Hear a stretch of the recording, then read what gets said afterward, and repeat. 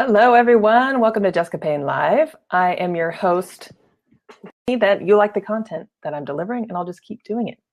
So without further ado, I'm going to jump right into today's broadcast. If you're just joining me for the first time, quick housekeeping rules. I'm going to go live for the first 30 minutes, and then every time I'm going to jump over after that directly over to Instagram, and I'll put my link in there. If you're listening to me, this all sounds fun and familiar, and if you have been itching to actually watch the show, make sure to check me out on Facebook and Insta.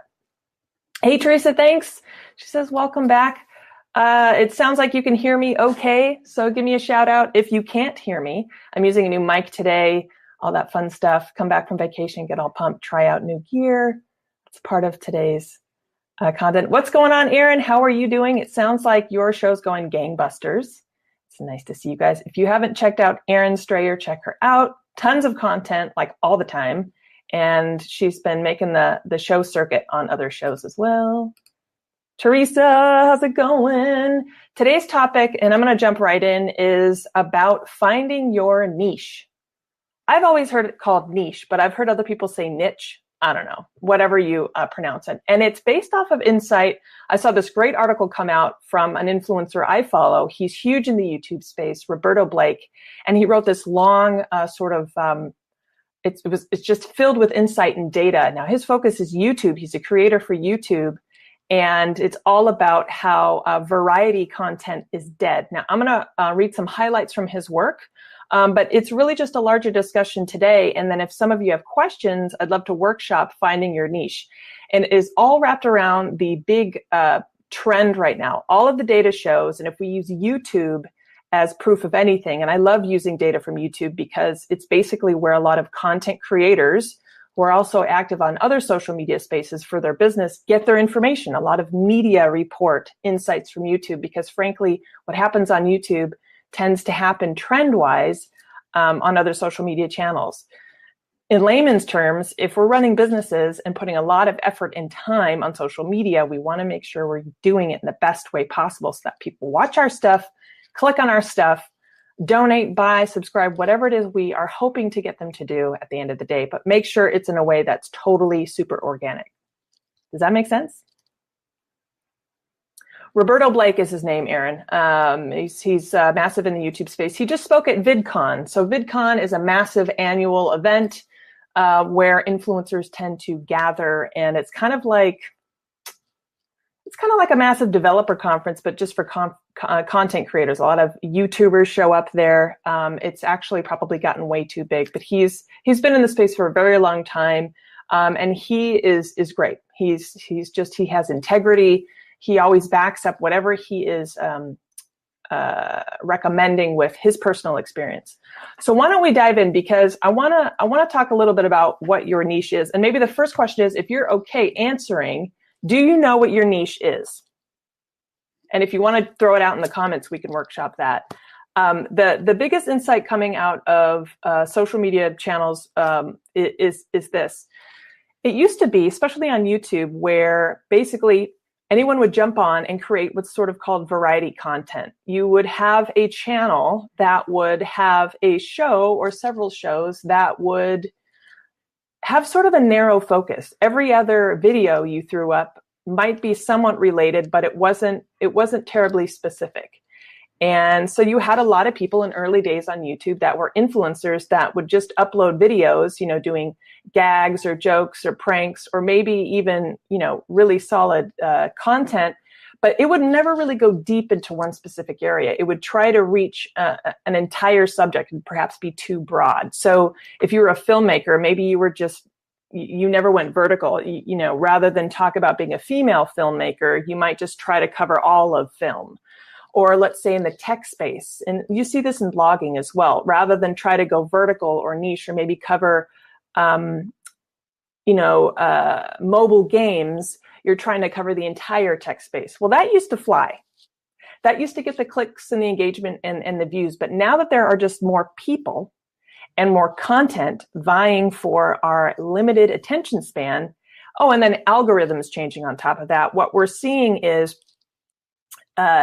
the numbers just are no longer there. The numbers no longer support the notion that just throwing any content up that's somewhat related works. And so people like Roberto and other influencers are saying, basically, now is the time, if you haven't already, to specialize. And I've said that from the get-go. You've probably been told that from the get-go. But the more you specialize, meaning what's your niche? Can you go deeper into a specific area? The greater chances you are at actually creating a loyal audience that's more specifically interested in what you have to offer. They might not be ready to donate or subscribe or buy from you right now, but all of this is, and I talked about it last week, a couple of weeks ago, is like the more people can connect with you on a deeper level. I think this is in general. The more they like your content, the more likely they are to subscribe and stick around and actually pay attention to what it is you're talking about. We've got a couple comments, so let's see what it is. Aaron's saying, yeah, one of my girlfriends was just featured there too. Yep, awesome. VidCon is pretty powerful space. It's pretty saturated, but if you can, the fact that a woman's at VidCon, I'm always going to support that because, the more visibility, the better. Teresa, you're saying, I'm learning as I go, so I'm totally not using social in the best way. I learn and adjust as I go. Super excited about the Insta Live. Yeah, awesome. I'm glad you're excited about that. We'll talk a little bit about that, Teresa. And by the way, it's fun. First and foremost, it's fine if you don't know what your niche is. Like when I first started my show here, like with any content, you have to forgive yourself a little bit. You have to know, and all of the best brands, top brands do this. They know they're giving themselves a little bit of creative freedom. Social media is an animal. It's living and breathing. And so, what I started talking about 9 months ago, I've slowly narrowed my focus. I could sit here all day and talk about social media and I'd be bored. But what I've tried to do, and hopefully you've noticed this, is every show I go a little bit more of a narrow focus. So I tend to focus on a couple of things now: storytelling, content, brand, authenticity. There's always, my niche is always that authentic branding, bringing your personal style forward. I might hit on trends, but so let's use me as an example. You'll find that I'm not going to sit here every week and just report the news and social media. Way too broad. There are frankly other people that can do it better than I can. It's all about what can I offer? And, so number one, forgive yourself. You don't need to know your niche right away. Number two, if you wonder or if you're struggling to find what your niche is, it goes back to what I've said before. What personally can you bring into your experience? There's no easier way to personalize and specialize in your niche than actually bringing some of your personal experience forward. So for example, Teresa, you're in education, right? You know how to work with kids. Maybe it's kids of a certain age. Maybe it's kids who have learning disabilities. Maybe it's a different style of teaching. Like you and I both know, education is an extremely broad subject matter. So what can you bring into it that is naturally you, because that's going to make it easier to create the content? What can you actually specialize? And so the third thing is, if you kind of have an understanding of what you might bring in personally to the experience, the third thing you can do is poll the audience, poll your friends, poll your clients. Feedback informs everything we do. Through feedback is clarity, and clarity is power. That's what I always say. So ask a handful of trusted friends or clients to talk about their experience working with you, or to ask them what stands out. Is there a pattern? Are they all talking about the same thing that you offer? So here's an example. People will give me feedback, and what they always tell me are a couple of things. You have a very calming presence. I don't really know if I can focus on my niche about that, but that informs my presentation style. And they also say they really like how I bring authenticity and storytelling together. I hear that time and time again. So I know they're basically informing what I need to stick to in terms of niche, in terms of my stamp on my topic. And that's really what we're talking about. Right? So if you are struggling to figure out your niche, if you feel you're going too broad, if you aren't seeing those clicks and views and links, maybe you're getting interest, but nobody's actually doing what it is you want them to do, stop, take a look at, what you're doing and actually poll the audience. That's the third thing. What up, RJ? RJ is an excellent example. I'm going to put you on the spot, RJ, of niche, of owning your specialization. I think we all know if we have a question about chatbots at all, we go to RJ. I mean, it's like when it can be that obvious. I think there's no better way of owning your niche than that. There are other people who work on chatbots. RJ knows this. I know this. But for me, what I connect with RJ is she's a business owner. She's wicked smart. She's super authentic. She's a woman. I connect with that. And she knows her stuff. Have I worked with RJ? Yes. Do I know a lot about chatbots? Not really. She helps me inform the technical side. Okay. So there's an example of specialization of owning your niche, right? RJ, I'm curious, like, as you're moving forward in chatbots, I'm totally putting you on the spot, dude. We're talking about finding your niche. And I've seen you, because I watch your show, like play with different topics. In fact, I know a lot of us here do our own shows.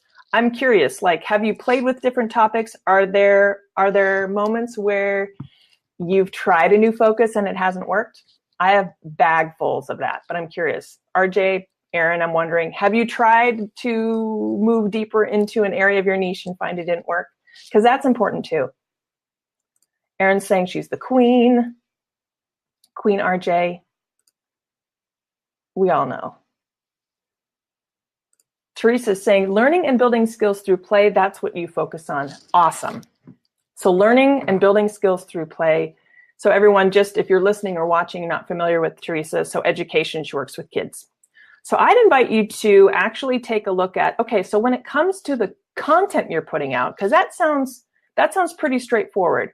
When it comes to your niche and content, because that's what today is about. Again, I always say put purpose behind every second you spend on social media so that you get people to do what it is you want them to do, so that it's organic, authentic, and so it's fun, so it doesn't suck, right? The more authentic it is, the more rewarding it is.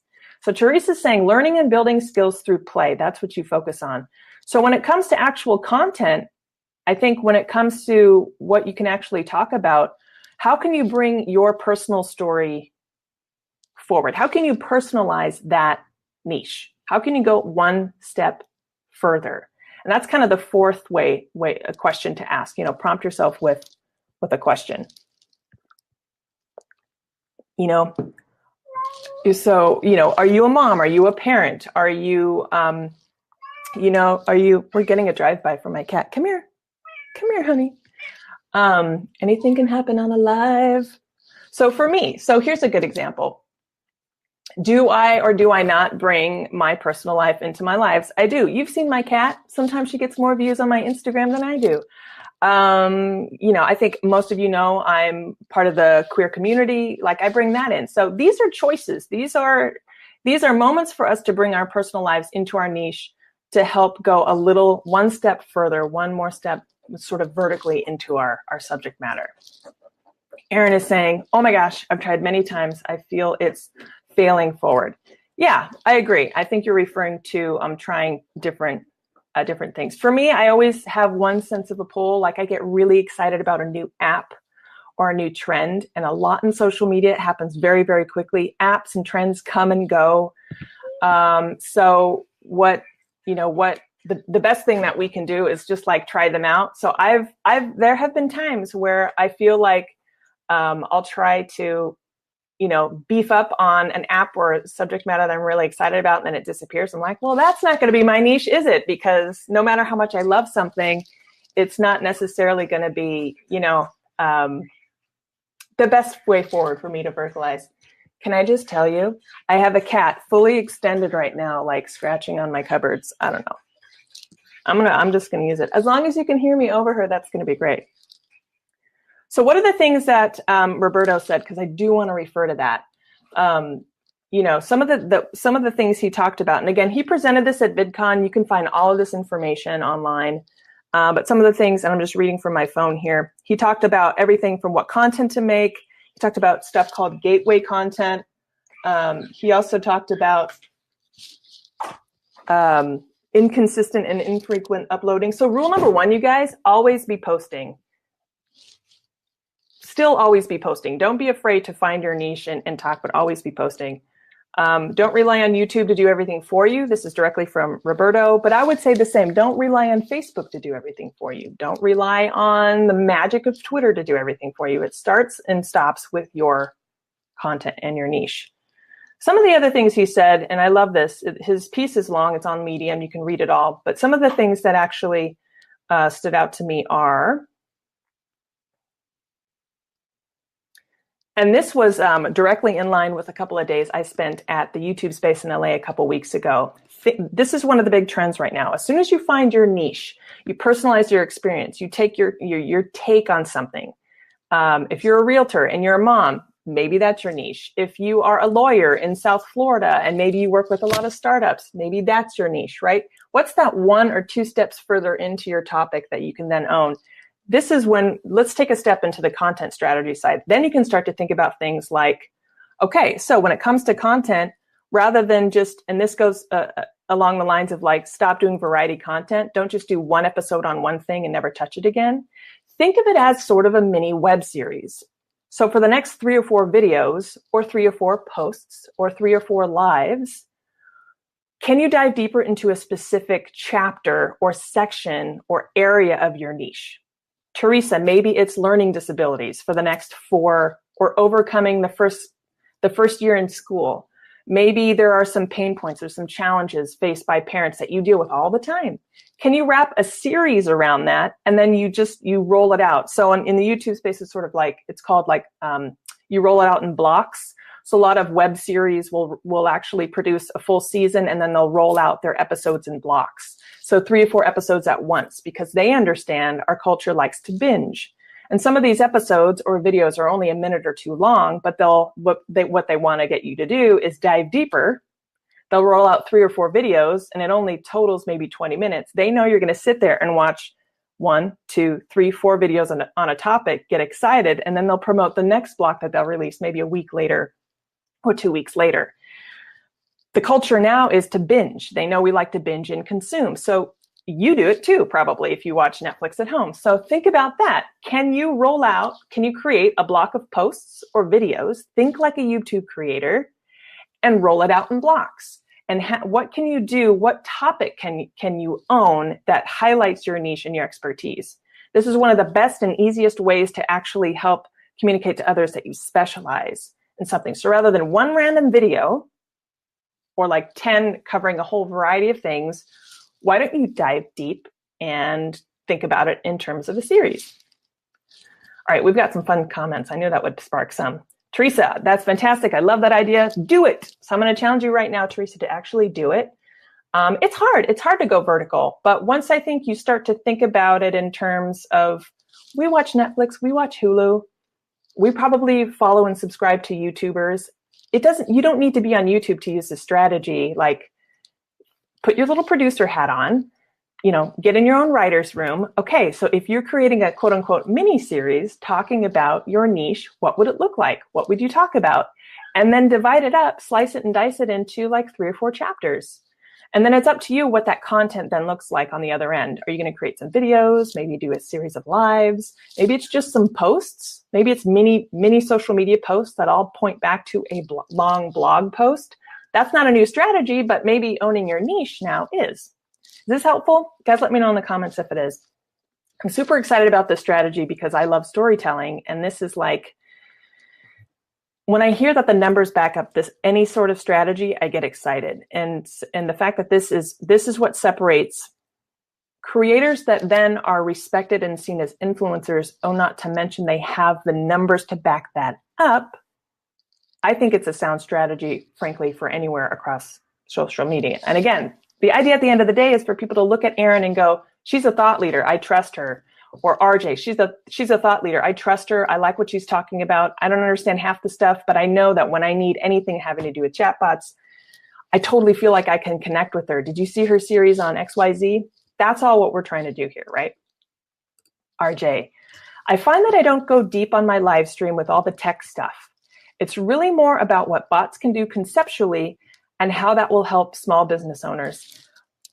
I think that's okay, RJ. One of the things, if I'm maybe so bold, one of the things I love about how you introduce bots, which are highly complex to most of us, one of my favorite themes you talk about is how to humanize your bot.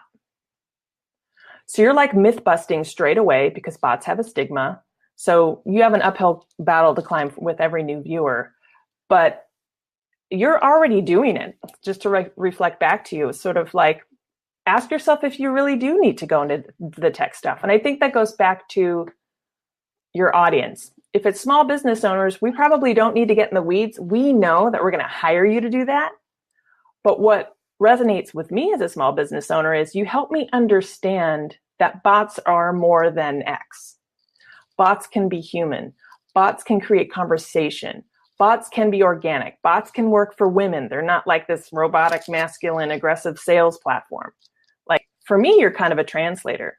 So yeah, I think, but you may find that like me, maybe you really love the tech side. Just like with social media, I like some of the really, really technical bits. And sometimes I fall down the rabbit hole. And I'm like, okay, do I need to talk about that because I love it? Or is there a way to talk about it in a way that is presentable to my viewers? Does that make sense? So yeah, I love it. I think, why not try it? Just like Aaron said, fail forward, try talking about tech and see if it resonates. I think all of this is just testing, right? I want to make sure I'm getting all your comments. You guys have great ones. Can I just say, I love that we're all women here gathered. Hello, live stream. Honestly, social media is our time, ladies. The more women on social, the more we control our content, fantabulous. And our male allies, don't get me wrong, but I just love the fact that every name I see here is like beautiful gathering.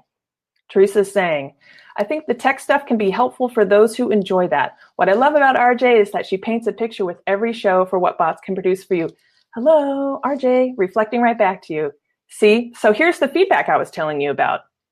So the next time you're scratching your head going like, okay, what do I talk about now? Just remember that you've got fans in Teresa, you've got fans in myself. We both have reflected back to you that you paint a very clear picture of what bots can do. Again, you help educate us not on like the technical side of it, but like you help us visualize, frankly, a highly technical thing. And that's not easy to do. So when in doubt, I love that, Teresa. I love when we can all just sit here and just have a love fest. I'm totally for that. I want to make sure I got all of Aaron's. Yep. Here we go. Teresa's saying, I think that's what I struggle with, is how to bring my experiences into my content. I market to moms and I come from the educator point of view, so I struggle to bridge these areas. There you go. Okay. Well, you're already niched a little bit because you're marketing to moms. So that's good. How can you actually dive deeper? Let me noodle that a little bit. How to bring my experiences into my content. As a parent, I mean, there's nothing more relatable than a parent talking to another parent. You just happen to be a parent who teaches. So you've got like two hats that you can wear. But I am sure that you can have conversations with other parents that are totally relatable, that don't have to necessarily do with teaching. Maybe it's just like being a mom, hashtag mom life, like doing the school run in the morning, or like running out of lunch bags, or, me time, whatever that means to you, Are there ways that you can bring in your day-to-day reality of being a mom? Because it's the noblest job on this planet.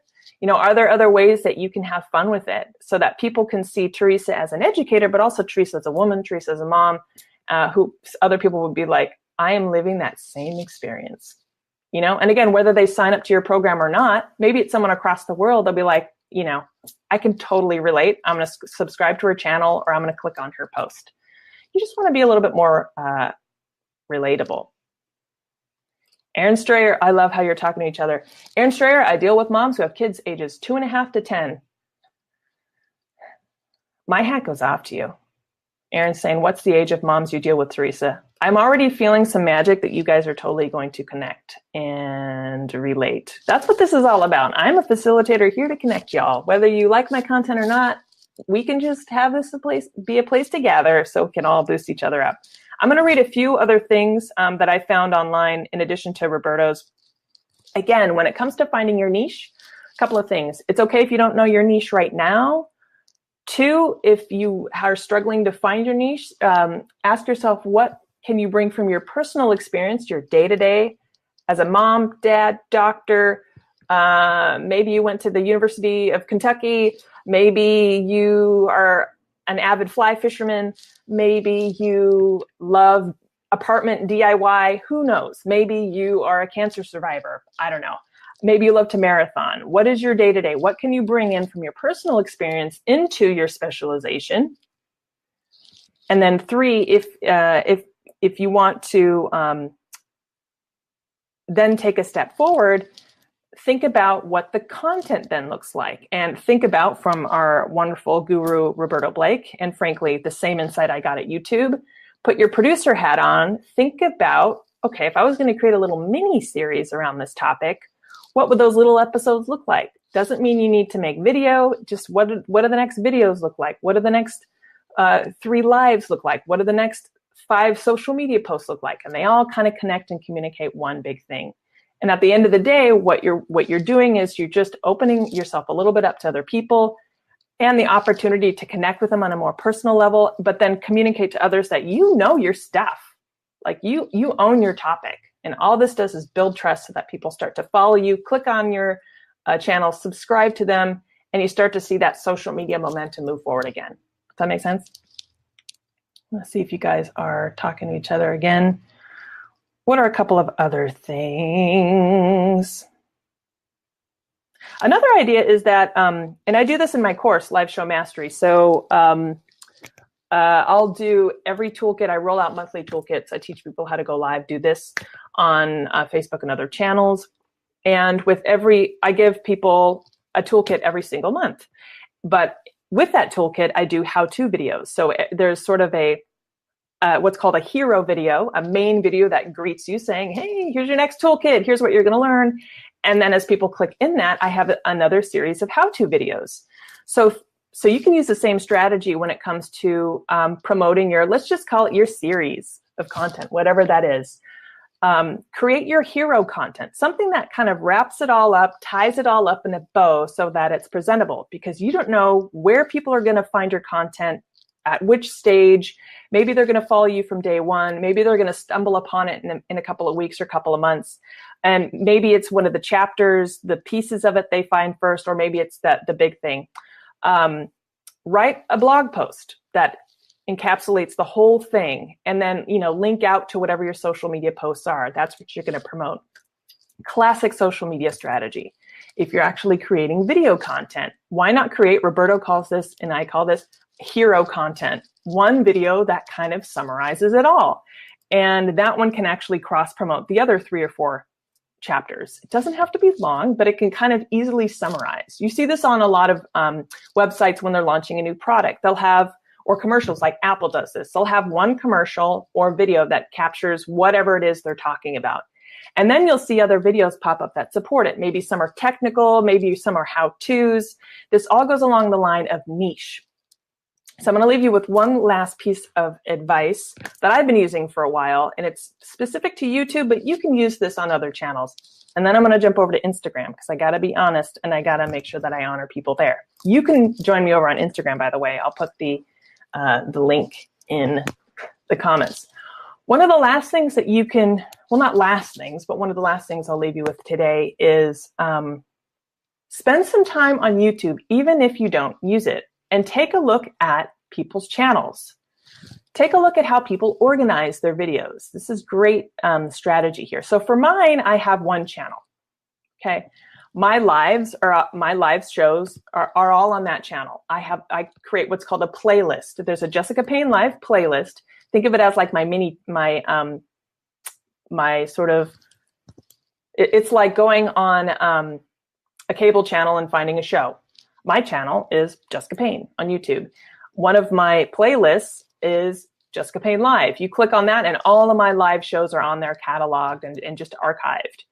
I have another playlist. It is my podcast, which includes audio of my lives, but also every single podcast I've ever done. And people watch my podcasts. I see people click all the time. But again, if people are watching me on the go, they can come to my channel and choose whatever they want. So some of the strategies I have going forward are, I'm going to deep dive a little bit more into how-tos. And this is going to be exclusive content just for YouTube, again, so that I can continue to own my niche on YouTube. But if you're just starting out or want to take notes, go to other people's channels, see how they organize, because they're organizing in a way, ideally, that makes them more niche. So rather than have 84 channels, the smart brands actually create these playlists. All it is organization. You want to make it easy for people to quickly and clearly understand what it is you do. So if you can help organize that journey, it makes it super, super simple. All right, any other questions, you guys? We've gotten a lot of comments. Oh, I have a question. Someone just messaged me a question about Live Show Mastery. Yes, if you're interested in Live Show Mastery, I'm still offering that course. I am going to shut the doors pretty soon. And when you sign up now, I do still have my coupon code if you'd like a 1 month savings from that. It is Live Show Mastery. It's specific to live streaming. So let me know. Just leave me a comment or shoot me a DM if you want to know more about that. What else? Oh, I was going to leave you with my Instagram link.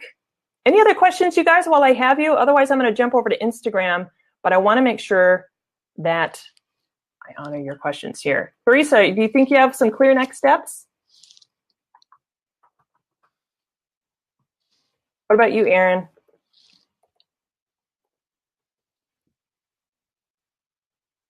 One thing I have gotten are questions about Instagram because I have been more active on it and I definitely have some strategies. So in the next couple weeks, quick plug, I am going to be talking more specifically about taking your strategy over to Instagram if you are interested in that. So I just left in the comments my Instagram URL. If you are listening, it's in the description. If you're watching over on YouTube, it is also in the description.